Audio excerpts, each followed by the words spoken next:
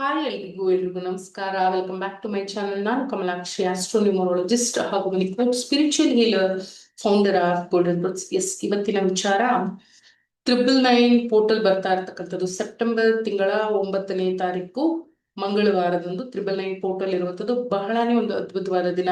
9 ವರ್ಷಗಳಿಗೊಮ್ಮೆ ಈ ರೀತಿಯಾದ ಒಂದು ಶುಭ ದಿನಗಳು ಬರುವಂಥದ್ದು, ಪರ್ವ ದಿನಗಳು ಅಂತ ಹೇಳ್ತೀವಿ. 9ನೇ ಸಂಖ್ಯೆ ಎನ್ನುವಂಥದ್ದು ಒಂದು ಡಿವೈನ್ ಎನರ್ಜಿ ಇರತಕ್ಕಂಥ ಒಂದು ಸಂಖ್ಯೆ ಆಗತ್ತೆ. ದಿನಾಂಕವೂ 9, ತಿಂಗಳು ಕೂಡ 9, 2025 ಕೂಡ ಒಂದು ಕುಜನ ವರ್ಷವೇ ಆಗಿರೋದ್ರಿಂದ ಈ ದಿನಗಳು ಬಹಳನೇ ವಿಶೇಷ ಮ್ಯಾನಿಫೆಸ್ಟೇಷನ್ಗೋಸ್ಕರ. ಸೊ ಅದು ಯಾವ ರೀತಿಯಲ್ಲಿ ಮಾಡಬೇಕು, ಯಾವ ವಿಚಾರಗಳಿಗೆ ಅಪ್ಲೈ ಆಗುತ್ತೆ, ಯಾವ ರೀತಿಯಾದ ಒಂದು ಸಂಕಲ್ಪಗಳನ್ನ ಮಾಡಬೇಕು ಅಂತ ತಿಳ್ಕೊಳ್ಳೋದಕ್ಕಿಂತ ಮುಂಚೆ ಇವತ್ತಿನ ಒಂದು ಬ್ಲೆಸ್ಸಿಂಗ್ ಕಾರ್ಡ್ಸ್ ಅನ್ನ ನೋಡುವ. ಇದು ರೆಗ್ಯುಲರ್ ಆಗಿ ಇನ್ಸ್ಟಾಗ್ರಾಮ್ ನಲ್ಲಿ ಅಪ್ಲೋಡ್ ಆಗುವಂಥದ್ದು ಪ್ರತಿ ವಾರಕ್ಕೊಮ್ಮೆ. ಸೊ ಇಲ್ಲಿ ನನ್ನ ಒಂದು ಯೂಟ್ಯೂಬ್ ನ ವೀಕ್ಷಕರಿಗೋಸ್ಕರ ಈ ಒಂದು ಬ್ಲೆಸ್ಸಿಂಗ್ ಕಾರ್ಡ್ ನ ವಿಚಾರ ಈ ಒಂದು ವಾರದ, ಅಂದ್ರೆ ಈ ಸೋಮವಾರದಿಂದ ನೆಕ್ಸ್ಟ್ ಸೋಮವಾರದವರೆಗೂ ಈ ಒಂದು ಕಾರ್ಡ್ ಅಪ್ಲೈ ಆಗುವಂತದ್ದಾಗುತ್ತೆ. ಅಂಡರ್ಸ್ಟ್ಯಾಂಡಿಂಗ್ ಅನ್ನುವಂತ ಒಂದು ಮೆಸೇಜ್ ಅನ್ನ ಯೂನಿವರ್ಸ್ ಕೊಡ್ತಾ ಇದೆ. ನಿಮ್ಮ ಸಂಬಂಧದಲ್ಲಾಗಿದ್ದಿರ್ಬೋದು, ಅಥವಾ ಗಂಡ ಹೆಂಡತಿಯ ವಿಚಾರದಲ್ಲಿ, ಗಂಡ ಹೆಂಡತಿ ಮಕ್ಕಳು ಸಂಸಾರ ಅನ್ನುವಂತ ವಿಚಾರದಲ್ಲಿ, ಅಥವಾ ಸ್ನೇಹಿತ ವರ್ಗದಲ್ಲಿ, ಅಥವಾ ಕೆಲಸ ಕಾರ್ಯದ ಕ್ಷೇತ್ರಗಳಲ್ಲಿ ಎಲ್ಲಿಯಾದ್ರೂ ಪರವಾಗಿಲ್ಲ, ಅಥವಾ ಯಾವುದೇ ವಿಚಾರಗಳನ್ನ ನೀವು ಅರ್ಥ ಮಾಡ್ಕೊಳ್ಬೇಕು ಅನ್ನುವಂಥದ್ದಿದ್ರೆ, ಅಥವಾ ಕೆಲವು ಗೊಂದಲಗಳು ಸೃಷ್ಟಿಯಾಗಿದ್ರೆ, ಏನ್ ಮಾಡ್ಬೇಕು, ಏನ್ ಮಾಡಬಾರ್ದು, ಯಾರದ್ದು ಸರಿ ಯಾರದ್ದು ತಪ್ಪು ಅನ್ನುವ ವಿಚಾರಗಳು ನಿಮ್ಮಲ್ಲಿದ್ದರೂ ಕೂಡ ಯೂನಿವರ್ಸ್ ಹೇಳ್ತಾ ಇದೆ, ಟ್ರೈ ಟು ಅಂಡರ್ಸ್ಟ್ಯಾಂಡಿಂಗ್ ಅನ್ನುವಂಥದ್ದು. ಕೆಲವು ವ್ಯಕ್ತಿಗಳು, ಕೆಲವು ವಿಚಾರಗಳು ನಿಮಗೆ ಅರ್ಥವಾಗುತ್ತೆ, ಹಾಗೆ ನೀವು ನಿಮ್ಮ ವಿಚಾರಗಳು ಕೂಡ ಬೇರೆಯವರಿಗೆ ಅರ್ಥವಾಗುವಂತ ಒಂದು ವಾರ ಅಂತಲೇ ಹೇಳ್ತಾ ಇದೆ ಬ್ರಹ್ಮಾಂಡ. ಸೊ ಯಾವುದೇ ಒಬ್ಬ ವ್ಯಕ್ತಿಯನ್ನ ನಾವು ಮೇಲ್ನೋಟಕ್ಕೆ ನೋಡೋದ್ರ ಹೊರತಾಗಿಯೂ ಕೂಡ ವ್ಯಕ್ತಿಯ ಮನಸ್ಸಿನ ಒಳಗಡೆ ಯಾವ ವಿಚಾರಗಳು ಇದೆ, ಆ ವ್ಯಕ್ತಿ ಇನ್ಯಾವ ತರದಲ್ಲಿ ಯೋಚನೆ ಮಾಡಿರ್ಬೋದು, ಯಾವ ಸಂದರ್ಭಕ್ಕೆ ಯಾವ ಮಾತುಗಳನ್ನ ಆಡಿರಬಹುದು ಅನ್ನುವಂತ ವಿಚಾರಗಳು ಕೂಡ ಇದನ್ನ ಸೂಚನೆ ಮಾಡ್ತಾ ಇದೆ. ಸೊ ಪ್ರತ್ಯಕ್ಷವಾಗಿ ಕಂಡ್ರು ಕೂಡ ಪ್ರಮಾಣಿಸಿ ನೋಡುವಂತ ಕೆಲವು ವಿಚಾರಗಳು ಇದೆ. ಮನುಷ್ಯ ನಡ್ಕೊಳ್ಳುವಂತ ರೀತಿ ಬೇರೆ ಆಗಿರುತ್ತೆ, ಅಥವಾ ಮಾತು ಸ್ವಲ್ಪ ಹೊರಟಾಗಿದ್ದಿರ್ಬೋದು, ಅಥವಾ ನೇರವಾಗಿ ಮಾತಾಡಿದ್ದಿರ್ಬೋದು, ಬಟ್ ಅದ್ರ ಹಿಂದೆ ಇರ್ತಕ್ಕಂಥ ಆತನಿಗೆ ಆಗಿರ್ತಕ್ಕಂಥ ಅನುಭವಗಳು, ಅವಮಾನಗಳು ಅಥವಾ ಅಪಮಾನಗಳು, ಅಥವಾ ಆತನ ಜೀವನದಲ್ಲಿ ಆ ವ್ಯಕ್ತಿಗಳು ನಡೆಸ್ಕೊಂಡಿರುವಂತ ರೀತಿಯೂ ಆಗಿದ್ದಿರ್ಬೋದು.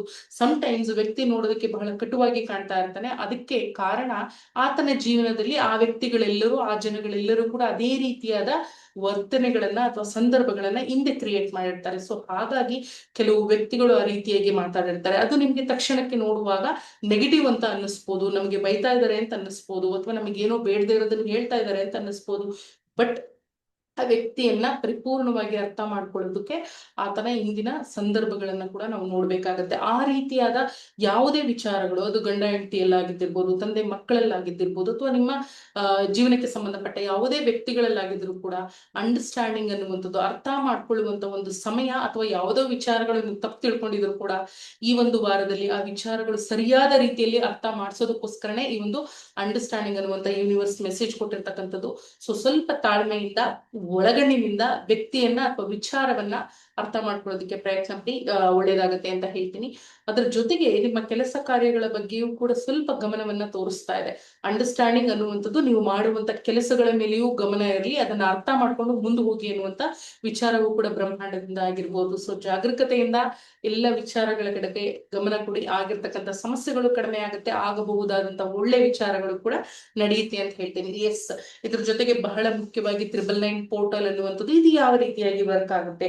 9ನೇ ಸಂಖ್ಯೆ ಅನ್ನುವಂಥದ್ದು ಒಂದು ಎನರ್ಜೆಟಿಕ್ ನಂಬರ್ ಅಂತ ಹೇಳ್ತೀವಿ ನಾವು. ಸೊ ಇದು ಮಂಗಳವಾರದ ದಿನವೇ ಬಂದಿರುವಂತದ್ದು ಬಹಳನೇ ವಿಶೇಷ. ಸೊ ಹಾಗಾಗಿ ಈ ಒಂದು ದಿನ ನಿಮ್ಮ ಜೀವನದಲ್ಲಿ ಆಗಬೇಕಾಗಿರ್ತಕ್ಕಂಥ ಒಂದಷ್ಟು ವಿಚಾರಗಳು, ಒಂದು 9 ವಿಚಾರಗಳನ್ನ ತಗೊಳ್ಳಿ.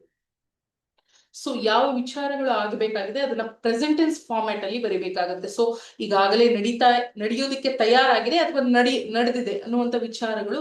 ಸೊ ಅದನ್ನ ಬರೆದು 9 ಶೀಟ್ಗಳನ್ನ ನೀವು ಇನ್ಸ್ಟಾಗ್ರಾಮ್ ನಲ್ಲಿ ಹೋಗಿ ನಿಮ್ಗೆ ಪರಿಪೂರ್ಣವಾಗಿ ತೋರಿಸಿದೀನಿ. ಇಲ್ಲಿ ಬ್ಯಾಕ್ ಗ್ರೌಂಡ್ ಇರೋದ್ರಿಂದ ನಿಮ್ಗೆ ವಿಸಿಬಿಲಿಟಿ ಇರೋದಿಲ್ಲ. ಒಂದು ಶೀಟ್ ಅನ್ನ ತಗೊಳ್ಳಿ, ಅದು ಹಳದಿ ಬಣ್ಣದ ಪೇಪರ್ ಆಗಿರ್ಬೇಕು, ಅಥವಾ ಪಿಂಕ್ ಕಲರ್ ಶೀಟ್ ಆಗಿರ್ಬೇಕು. ಕಾರ್ಬೋರ್ಡ್ ಶೀಟ್ ಅಲ್ಲ, ಜನರಲ್ A4 ಸೈಜಿನ ಶೀಟ್ಸ್ ಬರುತ್ತಲ್ಲ, ಪ್ಲೈನ್ ಶೀಟ್ಸ್, ಅದನ್ನೇ ಹಳದಿ ಬಣ್ಣ ಅಥವಾ ಪಿಂಕ್ ಕಲರ್ ಪೇಪರ್ ಗಳನ್ನ ತಗೊಂಡು ಅದನ್ನು 9 ಪೀಸ್ಗಳಾಗಿ ಕಟ್ ಮಾಡ್ಕೊಳ್ಳಿ. ಸೊ ಸ್ಟ್ರೈಪ್ಸ್ ರೀತಿಯಲ್ಲಿ ಕಟ್ ಮಾಡ್ಕೊಂಡು ಅದರಲ್ಲಿ ಒಂದೊಂದು ವಿಚಾರವನ್ನು ಕೂಡ ಒಂದೊಂದು ಪೇಪರ್ ನಲ್ಲಿ ಬರೀಬೇಕಾಗತ್ತೆ. Use the red colour pen. 9 ಗಂಟೆ 9 ನಿಮಿಷಕ್ಕೆ ಬರೀಬೇಕು ಅಂತ ಹೇಳ್ತಾರೆ. ದಟ್ ಈಸ್ ರಿಯಲಿ ಇಂಪಾಸಿಬಲ್, ಕಷ್ಟ ಆಗುತ್ತೆ ಆ ಸಮಯಕ್ಕೆ ಬರೆಯೋದಕ್ಕೆ. ಸೊ ಇಡೀ ದಿನ ಸಮಯ ಇರುತ್ತೆ. ಬೆಳಿಗ್ಗೆ ಒಂದು 5 ಗಂಟೆಯಿಂದ ಸಮಯ ತಗೊಳ್ಳಿ ನೀವು, ಮಂಗಳವಾರ 9ನೇ ತಾರೀಕು ರಾತ್ರಿ 12 ಗಂಟೆವರೆಗೂ ನಿಮ್ಗೆ ಸಮಯ ಇರುತ್ತೆ. So use red colour pen. ಆ ವಿಚಾರಗಳನ್ನ ಬರೆದು ಅದನ್ನ ಕ್ಲೀನ್ ಆಗಿ ರೋಲ್ ಮಾಡಿ, ಒಂದೊಂದು ಪೇಪರ್ ಅನ್ನು 9 ಪೇಪರ್ಗಳನ್ನ ರೋಲ್ ಮಾಡಿ ಅದನ್ನ ಬಂಡಲ್ ತರದಲ್ಲಿ ಇಟ್ಟು ಅದನ್ನ ರೆಡ್ ಕಲರ್ ದಾರದಿಂದ ಕಟ್ಟಬೇಕಾಗತ್ತೆ. 9 ಸುತ್ತುಗಳನ್ನ ಹಾಕಿ ಒಂದು ಗಂಟನ್ನ ಹಾಕಿ, ಆ ವಿಚಾರಗಳೆಲ್ಲವೂ ಕೂಡ ನಿಮ್ಮ ಜೀವನದಲ್ಲಿ ಪಾಸಿಟಿವ್ ಆಗಿ ನಡೆದಿದೆ ಅಂತ ಹೇಳಿ ಫೀಲ್ ಮಾಡಿ. ಸೊ ಗ್ರಾಟಿಟ್ಯೂಡ್ ಅನ್ನ ಕೊಡಿ, ಕೃತಜ್ಞತೆಯನ್ನ ಕೊಡಿ, ಥ್ಯಾಂಕ್ ಯು ಅಂತ ಹೇಳಿ. ಆ ಒಂದು ವಿಶಸ್ ಫುಲ್ಫಿಲ್ಮೆಂಟ್ ಆಗುವಂತ ದಾರಿ ಏನಿದೆ ಅದಕ್ಕೆ ಭಗವಂತನಿಗೆ. ಸೊ ಇದೆಲ್ಲ ಹೇಳಿ ಆದ್ಮೇಲೆ ಅದನ್ನ ನೀವು ವಾಲೆಟ್ ನಲ್ಲಿ ಆದ್ರೂ ಇಟ್ಕೊಳ್ಬಹುದು, ಅಥವಾ ನಿಮ್ಮ ಮನೆಯಲ್ಲಿ ಯಾವ್ದಾದ್ರು ಒಂದು ಬಾಕ್ಸ್ ನಲ್ಲಿ ಹಾಕಿ ಇಡಬಹುದು, ಅಥವಾ ದೇವರ ಮನೆಯಲ್ಲಾದ್ರೂ ಕೂಡ ಒಂದು ಬಂಡಲ್ ಅನ್ನ ಇಡಬಹುದು. ನೆಕ್ಸ್ಟ್ ಏನ್ ಮಾಡ್ಬೇಕು ಅಂತಂದ್ರೆ, ಪ್ರತಿದಿನ ಒಂದು ಬಂಡಲ್ ಅನ್ನ ತಗೊಂಡು ನೀವು ಪ್ರತಿದಿನ ವಿಶ್ ಮಾಡ್ಬೇಕಾಗತ್ತೆ, ವಿಜುವಲೈಸ್ ಮಾಡ್ಬೇಕಾಗತ್ತೆ.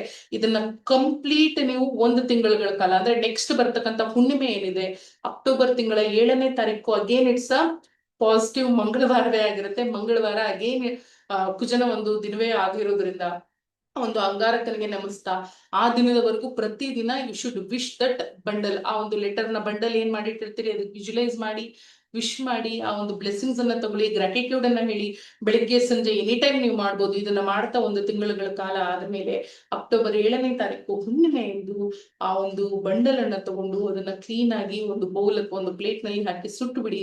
ಸುಟ್ಟಾದ್ಮೇಲೆ ಆ ಒಂದು ಹ್ಯಾಶಸ್ ಅನ್ನ ನೀವು ಮನೆಯಿಂದ ಹೊರಗಡೆ ಗಾಳಿಯಲ್ಲಿ ಹಾಕುವಂಥದ್ದು ಮಾಡಿ. ಸೊ ಇದು ಒಂದು ಮ್ಯಾನಿಫೆಸ್ಟೇಷನ್ ಕಂಪ್ಲೀಟ್ ಆಗುವಂತದ್ದಾಗುತ್ತೆ. ಆಲ್ಮೋಸ್ಟ್ ನಮಗೆ ಇಲ್ಲಿ 1 ತಿಂಗಳ ಅವಧಿ ಸಿಗೋದ್ರಿಂದ ಮ್ಯಾನಿಫೆಸ್ಟೇಷನ್ಸ್ ಕಮ್ಸ್ ಟ್ರೂ ಅಂತ ಹೇಳ್ತೀವಿ ನಾವು. ಮ್ಯಾನಿಫೆಸ್ಟೇಷನ್ ಅನ್ನುವಂಥದ್ದು ನಮ್ಮ ಮನಸ್ಸಿನ ಒಂದು ಭಾವನೆಗಳು ಅಥವಾ ನಮ್ಮ ಒಂದು ಸಬ್ ಕಾನ್ಶಿಯಸ್ಗೆ ಇರತಕ್ಕಂಥ ಶಕ್ತಿ. ಯಾವ ವಿಚಾರಗಳನ್ನ ಹೆಚ್ಚೆಚ್ಚು ಬಯಸ್ತಾ ಇರ್ತೀವಿ ಆ ವಿಚಾರಗಳು ಖಂಡಿತವಾಗಿ ನಡೆಯುತ್ತೆ. ಇದನ್ನ ನೆಗೆಟಿವ್ ವೇಯಲ್ಲಿ ದಯವಿಟ್ಟು ತಗೊಳ್ಬೇಡಿ. I tell you one thing, ಯಾರನ್ನೋ ಹಾಳು ಮಾಡ್ಬೇಕು ಅಥವಾ ಯಾರಿಗೋ ಕೆಟ್ಟದ್ದು ಬಯಸ್ಬೇಕು ಅಂತ ಈ ಮ್ಯಾನಿಫೆಸ್ಟೇಷನ್ಗಳನ್ನ ಮಾಡಿದ್ರೆ ಫಸ್ಟ್ ಅದು ನಿಮ್ಮನ್ನ ಹಾಳು ಮಾಡತ್ತೆ. ಬಹಳ ಒಂದು ಸಿಂಪಲ್ ಆದ ಎಕ್ಸಾಂಪಲ್ ಅಂದ್ರೆ, ನಿಮ್ಮ ಕೈ ಮೇಲೆ ಕರ್ಪೂರ ಹಚ್ಚಿಟ್ಕೊಂಡ್ರೆ ಫಸ್ಟ್ ಸುಡೋದು ನಿಮ್ ಕೈಯೇ. ಅದೇ ರೀತಿ ನಿಮ್ಮ ಯೋಚನೆಗಳು, ನಿಮ್ಮ ಆಲೋಚನೆಗಳು ಮೊದಲು ನಿಮ್ಮನ್ನ ಹಾಳು ಮಾಡುತ್ತವೆ, ಅದಾದ್ಮೇಲೆ ಹೊರಗಡೆ. ಭಗವಂತ ಯಾವ ರೀತಿಯಾಗಿ ಭಗವದ್ಗೀತೆಯಲ್ಲಿ ಹೇಳ್ತಾನೆ ಅಂತಂದ್ರೆ, ಮನುಷ್ಯನಿಂದ ಅವನು ಎಂತ ಹೇಗೆ ಎಷ್ಟೇ ಒಬ್ಬ ಪವರ್ ಇರುವಂತ ವ್ಯಕ್ತಿ ಆಗ್ಲಿ, ಎಷ್ಟೇ ಐಷಾರಾಮಿ ಬದುಕನ್ನ ಬದುಕ್ತಾ ಇರ್ಲಿ, ಎಲ್ಲ ಅವನ ಹಿಡಿತದಲ್ಲೇ ಇದ್ದಿರ್ಬೋದು, ಇನ್ನೊಬ್ಬ ವ್ಯಕ್ತಿಯನ್ನ ಹಾಳು ಮಾಡೋದಕ್ಕೆ ಆಗೋದಿಲ್ಲ. ದಿಸ್ ಇಸ್ ಹೌ ಕರ್ಮ ವರ್ಕ್ಸ್. ಸೊ ಅನ್ಕೊಳ್ತಾರಷ್ಟೇ, ನಾನು ಹಂಗ್ ಮಾಡಿದಕ್ಕೆ ಹಿಂಗಾಗೋಯ್ತು, ನಾನು ಅವರಿಂದ ಆಸ್ತಿ ಕಿತ್ತು ಬೇರೆಯವ್ರಿಗೆ ಕೊಟ್ಬಿಟ್ಟೆ, ನಾನು ಅವರಿಂದ ದುಡ್ಡು ಕಿತ್ತು ಬೇರೆಯವ್ರಿಗೆ ಕೊಟ್ಬಿಟ್ಟೆ, ಅವ್ರ ದುಡ್ಡನ್ನ ನಾನು ಲಾಸ್ ಮಾಡಿಸ್ಬಿಟ್ಟೆ, ಏನೋ ಏನೋ ಏನೋ ಈ ತರದ್ದೆಲ್ಲ ಗೊಂದಲಗಳಿರುತ್ತೆ ಮನುಷ್ಯನಿಗೆ. ಅದೆಲ್ಲ ನೆಪ ಮಾತ್ರಕ್ಕಷ್ಟೇ. ಅದು ನಿಮ್ಮ ಸಮಾಧಾನಕ್ಕೆ ನೀವು ಅನ್ಕೊಳ್ಬೇಕು. ಭಗವಂತನ ಲೆಕ್ಕಾಚಾರವೇ ಬೇರೆ ಇರುತ್ತೆ. ಆತ ಏನು ಮಾಡ್ಬೇಕು ಅನ್ಕೊಂಡಿರ್ತಾನೆ ಅದನ್ನೇ ಮಾಡಿರ್ತಾನೆ. ಅವರಿಗೂ ಕರ್ಮ ಅನ್ನೋದಿರುತ್ತಲ್ಲ, ನೀವೇನ್ ಭಗವಂತ ಅಲ್ಲವಲ್ಲ. ಸೊ ಇದನ್ನ ನೆಗೆಟಿವ್ ಮಾಡೋರಿಗೆ ಹೇಳ್ತೀನಿ, ಬಿಕಾಸ್ ಈ ಕಮೆಂಟ್ ಗಳನ್ನು ಕೂಡ ನಾನು ನೋಡಿದೀನಿ. ಯಾರನ್ನಾದ್ರೂ ವಶೀಕರಣ ಮಾಡ್ಕೊಳ್ಳೋದಕ್ಕೆ, ಇನ್ಯಾರನ್ನ ಹಾಳು ಮಾಡೋದಕ್ಕೆ ಮ್ಯಾನಿಫೆಸ್ಟೇಷನ್ ದಯವಿಟ್ಟು ಯೂಸ್ ಮಾಡ್ಬಿಡಿ. ಅದು ಫಸ್ಟ್ ನಿಮಗೆ ನೆಗೆಟಿವ್ ಎಫೆಕ್ಟ್ ಗಳನ್ನ ಮಾಡುತ್ತೆ. ಮ್ಯಾನಿಫೆಸ್ಟೇಷನ್ ಅನ್ನುವಂಥದ್ದು ಅದ್ಭುತವಾದ ಶಕ್ತಿ.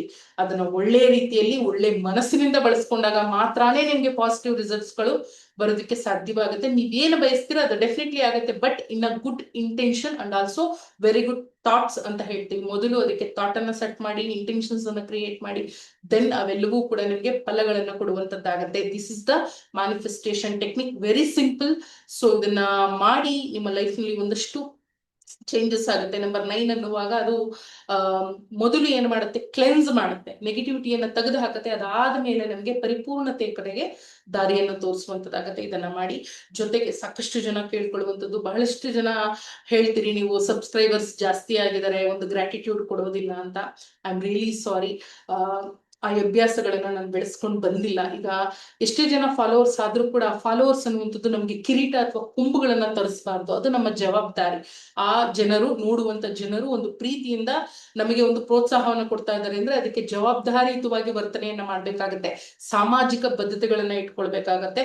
ಸೊ ಹಾಗಾಗಿ ಆ ಒಂದು ಸೆಲೆಬ್ರೇಷನ್ಸ್ ಆಗಿರ್ಬೋದು, ಮತ್ತೊಂದಾಗಿರ್ಬೋದು ನಾನು ಮಾಡಿಲ್ಲ. ಮತ್ತೆ ಕೆಲವು ವಿಚಾರಗಳು ನನ್ನ ಹೆಸರಿನಲ್ಲಿ ಫೇಕ್ ಅಕೌಂಟ್ಗಳು ಕ್ರಿಯೇಟ್ ಆಗಿರುವಂತದ್ದು, ನನ್ನದೇ ಫೋಟೋ ಇರುತ್ತೆ, ನನ್ನದೇ, ನಾನು ಏನ್ ಟೈಟಲ್ ಹಾಕಿರ್ತೀನಿ ಅವನ್ನೇ ಹಾಕಿರ್ತಾರೆ, ಬಟ್ ಅವರ ಒಂದು ನೇಮ್ ಐಡಿಗಳು ಏನಿರುತ್ತೆ ಅದು ಚೇಂಜಸ್ ಆಗಿರುತ್ತೆ. ಸಾಕಷ್ಟು ಜನಕ್ಕೆ ದುಡ್ಡಿನ ಒಂದು ವಿಚಾರಗಳಿಗೆ ಆಮಿಷಗಳನ್ನು ಒಡ್ಡುವಂಥದ್ದು ಅಥವಾ ಬೇರೆ ಬೇರೆದೆಲ್ಲ ಮಾಡ್ತಾ ಇದ್ದಾರೆ. ದಯವಿಟ್ಟು ಬಿ ಅಲರ್ಟ್. ಇದು ನನ್ನ ಜವಾಬ್ದಾರಿ. ನನ್ನ ಒಂದು ಹೆಸರಿನಲ್ಲಿ ಆಗ್ತಾ ಇರುವಂತ ನೆಗೆಟಿವ್ ಫೇಕ್ ಅಕೌಂಟ್ ಗಳ ಬಗ್ಗೆ ನಾನು ನಿಮಗೆ ತಿಳಿಸ್ತಾ ಇದ್ದೀನಿ. ನನ್ನ ಒಂದು ಅಕೌಂಟ್ ಇನ್ಸ್ಟಾಗ್ರಾಮ್ ನಲ್ಲಿ ಬ್ಲೂ ಟಿಕ್ ಆಗಿರುತ್ತೆ, ಅಂಡ್ ಆಲ್ಸೋ ಯೂಟ್ಯೂಬ್ ನಲ್ಲಿ ಇರುವಂತದ್ದು ಇದೊಂದೇ ಅಕೌಂಟ್.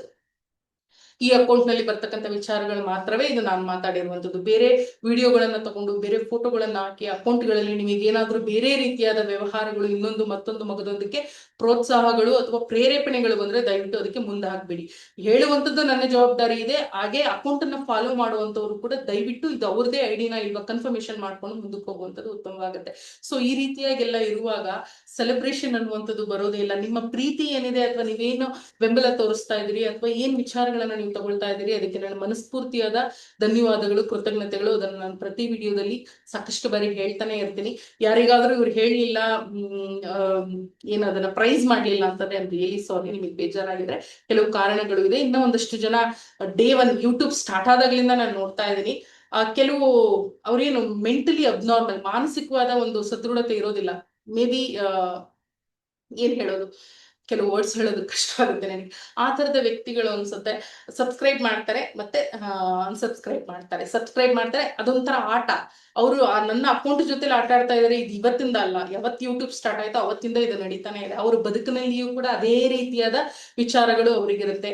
ಲೈಕ್ಗಳನ್ನ ಕೊಡೋದು ಮತ್ತೆ ಅನ್ಲೈಕ್ ಮಾಡೋದು. ಸೊ ಆ ನಂಬರ್ಸ್ ಅಲ್ಲಿ ಒಂದು ಕೊಟ್ವಿ ಒಂದು ತೆಗೆದ್ವಿ, ಅದೇನೋ ಒಂಥರ ಖುಷಿ, ಸೈಕೋ ಅಂತ ಹೇಳ್ತೀವಿ ನಾವು. ಸೊ ಅವರೆಲ್ಲ ಮನುಷ್ಯರಲ್ಲ, ಮನುಷ್ಯತ್ವ ಇರೋದು ಇಲ್ಲ ಅಂತ ಅನ್ಸುತ್ತೆ ನನಗೆ. ಅದರಿಂದ ಖಂಡಿತವಾಗಿಯೂ ಸಮಸ್ಯೆ ಆಗೋದಿಲ್ಲ. ನಿಮ್ಮ ಸಮಯ ನಿಮ್ಮಿಷ್ಟ, ನೀವು ಮಾಡಿ. ಈ ರೀತಿಯಾದ ಸಮಸ್ಯೆಗಳೆಲ್ಲವೂ ಕೂಡ ಸೋಷಿಯಲ್ ಮೀಡಿಯಾದಲ್ಲಿ ಇಟ್ಕೊಂಡು ಫಾಲೋವರ್ಸ್ ಬಂದ ಕೂಡಲೇ ನಮಗೆಲ್ಲವೂ ಸಿಕ್ಬಿಟ್ಟಿದೆ, ನಾವೇ ಸರ್ವಾಂತರ್ಯಾಮಿ, ನಾನೇ ಭಗವಂತ ಅನ್ನೋದಕ್ಕೆ ನನಗೆ ಬರೋದಿಲ್ಲ. ಸೊ ನೀವೇನು ಪ್ರೀತಿ ವಿಶ್ವಾಸಗಳನ್ನ ಕೊಟ್ಟರು ಕೂಡ ಅದನ್ನ ಜವಾಬ್ದಾರಿ ಅಂತಲೇ ನಾನು ಪರಿಗಣಿಸ್ತೀನಿ. ಸೊ ಹಾಗಾಗಿ ಅದನ್ನ ಹೇಳಿಲ್ಲ ಅಷ್ಟೇ. ಜೊತೆಗೆ ಈ ತರದ ಫೇಕ್ ಅಕೌಂಟ್ಗಳು ಕ್ರಿಯೇಟ್ ಆಗ್ತಾ ಇರೋದ್ರಿಂದ ದಯವಿಟ್ಟು ನೀವು ಯಾವ ಅಕೌಂಟ್ಗಳನ್ನ ಫಾಲೋ ಮಾಡ್ತಾ ಇದ್ರಿ ಅದನ್ನ ನೋಡಿ. ಅಂಡ್ ಆಲ್ಸೋ ತುಂಬಾ ಸೋಷಿಯಲ್ ಮೀಡಿಯಾ ಅಂತಂದ್ರೆ ಅದು ಕೊಳಚೆ, ಒಂದು ನೆಗೆಟಿವ್. ಪಾಸಿಟಿವ್ ಇದೆ, ನೆಗೆಟಿವ್ ಇದೆ. ಬಟ್ ಇವತ್ತಿನ ಒಂದು ಕಾಲಘಟ್ಟಕ್ಕೆ ನಾವು ಯಾವ ರೀತಿ ಹ್ಯಾಂಡಲ್ ಮಾಡ್ತೀವಿ ಅನ್ನೋದ್ರ ಮೇಲೆ ಹೋಗುತ್ತೆ. ಈ ತರದ 1000 ಫೇಕ್ ಅಕೌಂಟ್ಗಳಾಗ್ಲಿ, 1000 ಬ್ಯಾಡ್ ಕಾಮೆಂಟ್ಸ್ ಬರಲಿ, ಅದು ಅವರವರ ಮನಸ್ಸಿನ ಇಚ್ಛೆ ಆಗಿರುತ್ತೆ. ಸೊ ನನ್ನ ಕಡೆಯಿಂದ ಲೀಗಲಿ ಏನ್ ತಗೊಳ್ಬೇಕು ನಾನು ಅದನ್ನ ಮೂವ್ ಮಾಡಿದೀನಿ. ಸೊ ದಟ್ ಸೈಬರ್ ಕ್ರೈಮ್ ನಲ್ಲಿ ರಿಜಿಸ್ಟರ್ ಆಗಿರುವಂತದ್ದು. ದಯವಿಟ್ಟು ಸ್ವಲ್ಪ ಜಾಗರೂಕತೆಯಿಂದ ಕಮೆಂಟ್ಗಳು ಮಾಡ್ಬೇಕಾ ಅಥವಾ ಇನ್ನೊಂದು ಮಾಡ್ಬೇಕಾ ಮತ್ತೊಂದು ಮಾಡ್ಬೇಕಾ ನೋಡ್ಕೊಂಡು ಮಾಡಿ. ಸೊ ನೀವೆಷ್ಟು ಪ್ರೀತಿ ಕೊಡ್ತಿರೋ ಅದು ಈ ಕಡೆಯಿಂದನೂ ಅಷ್ಟೇ ಪ್ರೀತಿ ಇರುತ್ತೆ. ನೀವೆಷ್ಟು ಗೌರವಗಳನ್ನ ಕೊಡ್ತಿರೋ ನಾವು ಅಷ್ಟೇ ಗೌರವಗಳನ್ನ ಕೊಡ್ತೀವಿ. ಸೊ ನೆಗೆಟಿವ್ಗೆ ನೆಗೆಟಿವ್ ಆಗೇ ಇರಬೇಕು ಅಂತ ಕೃಷ್ಣ ಪರಮಾತ್ಮ ಹೇಳಿರುವಂತದ್ದು. ದುರ್ಜನರಿಗೆ ಅದರ ರೀತಿಯಲ್ಲೇ ಬುದ್ಧಿಗಳನ್ನ ಕಲಿಸಬೇಕಾಗುತ್ತೆ. ಒಳ್ಳೆ ಮಾತುಗಳಲ್ಲಿ ಹೇಳಿದ್ರೆ ಕೆಲವರಿಗೆ ಅರ್ಥವಾಗೋದಿಲ್ಲ. ಸೊ ಯಾವುದೋ ಒಬ್ಬ ಹೆಣ್ಮಗಳ ಫೋಟೋವನ್ನ ತಗೊಂಡು ಅದನ್ನ ಅವ್ರ ಅಕೌಂಟ್ಗೆ ಹಾಕಿ ಅದರಿಂದ ಬೇರೆ ಏನೋ ಹಣಕಾಸಿನ ವ್ಯವಹಾರ ಆಗಿದ್ದಿರ್ಬೋದು, ಮತ್ತೇನೋ ಮಾಡುವಂಥದ್ದು ಎಷ್ಟು ಮಟ್ಟಿಗಿನ ಸರಿ. ಅದ್ರ ಜೊತೆಗೆ ಸೊ ಕಮೆಂಟ್ಸ್ ಹಾಕೋರು ಕೂಡ ಕೆಲವರು ಎಲ್ರಿಗೂ ಹೇಳೋದಿಲ್ಲ. ನನಗೆ ಬರುವಂತದ್ದು ಆಲ್ಮೋಸ್ಟ್ ಒಳ್ಳೆ ಕಮೆಂಟ್ಸ್ ಗಳನ್ನೇ ಹಾಕ್ತಾರೆ. ಬಿಕಾಸ್ ಆ ತರದ ನೆಗೆಟಿವ್ ಕಂಟೆಂಟ್ಸ್ ಅನ್ನ ನಾನು ಕೊಡೋದಿಲ್ಲ. ಇಲ್ಲದೆ ಇರುವಂತ ಸುಳ್ಳು ಹಬ್ಬುಗಳನ್ನ ನಾನು ಹಬ್ಸೋದಿಲ್ಲ. ಪ್ರಾಕ್ಟಿಕಲ್ ಆಗಿರುತ್ತೆ ನನ್ನ ವಿಚಾರಗಳು. ಅದ್ರ ಮೇಲೆ ನನಗೆ ಕಾನ್ಫಿಡೆನ್ಸ್ ಇದೆ. ಜೊತೆಗೆ ಏನು ಅಂತಂದ್ರೆ ಇಲ್ಲಿ ಬೇಡದೇ ಇರುವಂತ ಕೆಟ್ಟ ಒಂದು ಸಂದೇಶಗಳನ್ನ ಸಮಾಜಕ್ಕೆ ನಾವು ಕೊಡ್ತಾ ಇಲ್ಲ. ಇವೆಲ್ಲವೂ ಇರುವಾಗ ನೆಗೆಟಿವ್ ಕಮೆಂಟ್ಸ್ ಬರೋದಿಲ್ಲ. ಕೆಲವು ಜನಗಳು ಅದು ಇತ್ತೀಚೆಗೆ ಒಂದಷ್ಟು ವಿದ್ಯಮಾನಗಳು, ವರ್ತಮಾನಗಳು ಅಂತ ಏನ್ ಹೇಳ್ತೀವಿ, ಅವು ನಡೆದಿರುವಂತದ್ದು ಇರ್ಲಿ. ಅವೆಲ್ಲವೂ ಕೂಡ ಲೀಗಲಿ ಏನ್ ಪ್ರೂಫ್ಸ್ ಇರ್ಬೇಕು ಅವೆಲ್ಲವೂ ಇದೆ, ಅವೆಲ್ಲವೂ ಮೂವ್ ಆನ್ ಆಗುವಂತದ್ದಾಗುತ್ತೆ. ಈ ತರ ನೆಗೆಟಿವ್ ಫೇಕ್ ಅಕೌಂಟ್ ಗಳನ್ನ ಮಾಡುವಂತವ್ರು ಖಂಡಿತ ನನ್ನ ವಿಡಿಯೋಸ್ ಅನ್ನ ನೋಡ್ತೀರಿ, ನಿಮ್ಗೆ ಅದು ಅರ್ಥವಾಗಿರುತ್ತೆ ಅಂತ ಹೇಳಿ ಭಾವಿಸ್ತೀನಿ. ಸದ್ಯದಲ್ಲೇ ನೀವು ಅದಕ್ಕೆ ತಕ್ಕನಾದ ಉತ್ತರಗಳನ್ನು ಕೊಡಬೇಕಾಗತ್ತೆ. ಒಬ್ಬ ಹೆಣ್ಮಗಳಾಗಿ ಧೈರ್ಯವಾಗಿ ಕುತ್ಕೊಂಡು ಮಾತಾಡ್ತಾ ಇದ್ದೀನಿ ನಾನು. ಮುಖವೇ ಇಲ್ಲದೆ ಮುಖವೇ ತೋರಿಸಿದ್ರೆ ಕಮೆಂಟ್ ಬಹಳ ಸುಲಭವಾಗಿ ಮಾಡ್ಬೋದು. ಕೆಲವರೆಲ್ಲ ಹೇಳ್ತಿರ್ತಾರೆ ಯೂಟ್ಯೂಬ್ ಅಲ್ಲಿ ಯಾರು ಏನ್ ಬೇಕಾದ್ರೂ ಮಾಡ್ಬೋದು. ನಿಮ್ ಕೈನಲ್ಲೂ ಮೊಬೈಲ್ ಇದೆ ಸ್ವಾಮಿ, ಮಾಡಿ. ಯಾರು ಇಟ್ಕೊಂಡಿದ್ದಾರೆ ನಿಮ್ಮನ್ನ? ಮಾಡ್ಬೋದಲ್ಲ. ನಿಮ್ಮನ್ನ ಯಾರು ತಡೆದಿರೋರು ಯಾರು? ನಿಮ್ಮನ್ನ ಬೇಡ ಅಂತಿರೋರು ಯಾರು? ಯಾಕೆ ಮಾಡೋದಿಲ್ಲ? ನೀವು ಮಾಡಿ ಅಲ್ಲ.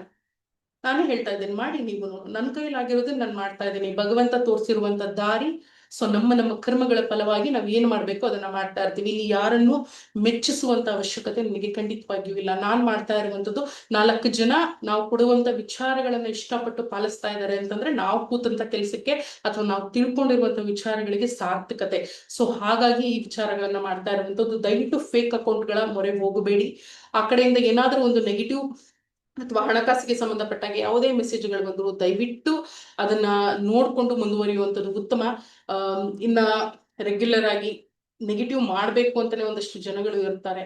ಸೊ ಆ ವ್ಯಕ್ತಿಗಳ ಮನಸ್ಥಿತಿ, ಆ ವ್ಯಕ್ತಿಗಳಿಗೆ ಇರ್ತಕ್ಕಂಥ ಸಮಸ್ಯೆಗಳು, ಅವರು ಬೆಳೆದಿರುವಂತ ಸಂಸ್ಕಾರ, ಅದೆಲ್ಲವನ್ನ ನಮಗೆ ತೋರಿಸ್ಕೊಡುತ್ತೆ.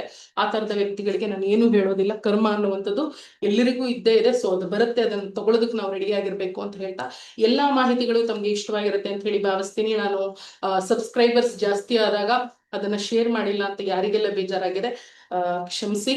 ಸೊ ಈ ಎಲ್ಲಾ ಕಾರಣಗಳಿಂದಲೇ ನಾನು ಅದನ್ನ ಮಾಡಿಲ್ಲ.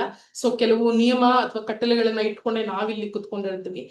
ಯಾವುದೋ ಒಂದು ವಿಚಾರಕ್ಕೆ ಇದು ಬಹಳ ದೊಡ್ಡದು ಅನ್ಕೊಳ್ಳುವಂತ ಮನಸ್ಥಿತಿಯ ಹೆಣ್ಮಗಳು ನಾನಲ್ಲ. ಸೊ ಹಾಗಾಗಿ ಏನು ಬರುತ್ತೆ ಅವೆಲ್ಲವೂ ಕೂಡ ನನ್ನ ಗುರುಗಳು ಹೇಳುವಂಥದ್ದು, ಯಾವುದೇ ವಿಚಾರಗಳು ಗೆಲುವು ಬಂದಾಗ ಹಿಗ್ಬಾರ್ದು, ಸೋತಾಗ ಕುಗ್ಗಬಾರ್ದು. ಅದ್ರ ಜೊತೆಗೆ ಗೆಲುವು ಬಂದಾಗ ಅದನ್ನ ತಲೆಗೆ ತಗೋಬೇಡ, ನೋವು ಬಂದಾಗ ಅದನ್ನ ಎದೆಗೆ ತಗೋಬೇಡ ಅಂತ ಹೇಳ್ಕೊಟ್ಟಿದ್ದಾರೆ ನನ್ನ ಗುರುಗಳು. ಸೊ ಅದನ್ನೇ ಪಾಲಿಸ್ತಾ ಇದ್ದೀನಿ ನಾನು. ಮನುಷ್ಯನಾಗೇ ಇರೋದಕ್ಕೆ ಸಾಧ್ಯ. ಮನುಷ್ಯ ಯಾವತ್ತು ದೇವರು ಕೂಡ ಆಗೋದಿಲ್ಲ, ಅಥವಾ ಮನುಷ್ಯ ಒಬ್ಬ ದೊಡ್ಡ ವ್ಯಕ್ತಿಯೂ ಆಗೋದಿಲ್ಲ. ವ್ಯಕ್ತಿತ್ವದಲ್ಲಿ ಇರುತ್ತೆ ಅವೆಲ್ಲವೂ ಕೂಡ. ಫಾಲೋವರ್ಸ್ ಬರ್ಬೋದು, ಸಬ್ಸ್ಕ್ರೈಬರ್ಸ್ ಬರ್ಬೋದು, ಅವೆಲ್ಲವೂ ನಮ್ಮ ಜವಾಬ್ದಾರಿಗಳನ್ನ ತೋರಿಸುತ್ತೆ. ಸಾಮಾಜಿಕವಾಗಿ ನಾವ್ ಏನನ್ನ ಕೊಡ್ತಾ ಇದೀವಿ, ನಾವ್ ಏನನ್ನ ಮಾಡ್ತಾ ಇದೀವಿ, ನಮ್ಮ ಪ್ರೀತಿಸುವಂತ ಜನಗಳಿಗೆ ನಾವ್ ಏನನ್ನ ಹೇಳ್ತಾ ಇದೀವಿ ಅನ್ನುವಂಥದ್ದು. ಸೊ ಎಲ್ಲಾ ವಿಚಾರಗಳನ್ನ ಇಟ್ಕೊಂಡೆ ನಾನು ಯಾವುದೇ ಸೆಲೆಬ್ರೇಷನ್ಗಳನ್ನ ಮಾಡಿಲ್ಲ. ಸೊ ಅರ್ಥ ಮಾಡ್ಕೊಳ್ತೀರಾ ಅಂತ ಹೇಳಿ ಭಾವಿಸ್ತೀನಿ. ನಿಮ್ಮ ಈ ಪ್ರೀತಿ, ಈ ಪ್ರೋತ್ಸಾಹಕ್ಕೆ ನಾನು ತುಂಬ ಹೃದಯದ ಧನ್ಯವಾದಗಳನ್ನ ತಿಳಿಸ್ತೀನಿ. ಸದಾ ಇದೇ ರೀತಿಯಾಗಿ ಪ್ರೋತ್ಸಾಹಿಸ್ತಾ ಇರಿ ಅಂತ ಹೇಳ್ತಾ ಇಲ್ಲಿವರೆಗೂ ವಿಡಿಯೋ ನೋಡೋದಕ್ಕಾಗಿ ತುಂಬ ಹೃದಯದ ಧನ್ಯವಾದಗಳು. ಸರ್ವೇ ಜನ ಸುಖಿನೋ ಭವಂತು, ಸನ್ಮಂಗಲಾನಿ ಭವಂತು. Thank you so much.